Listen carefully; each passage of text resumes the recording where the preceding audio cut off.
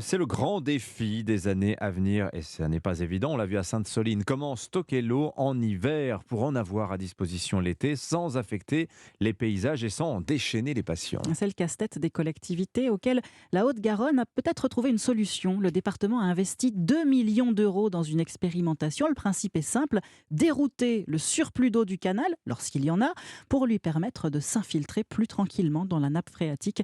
Reportage à Caser, au sud de Toulouse, du correspondant d'Europe 1, Benjamin Péter. On va enlever les planches.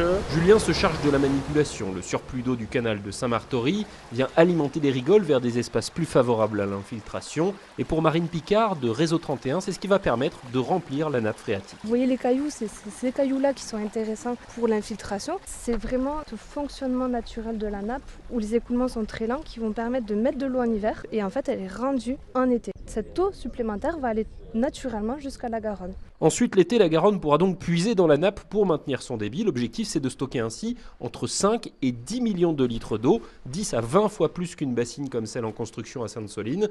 Pour Sébastien Vincini, le président du conseil départemental, ici, on ne fait que favoriser un processus naturel. Quand on crée une bassine en plastique, on brise le cycle de l'eau. Nous, là, le principe, il est de stocker de l'eau par infiltration et elle est multi-usage, c'est-à-dire elle n'est pas privatisée pour un seul usage. L'expérimentation doit durer 4 ans pour voir si le procédé peut être généralisé.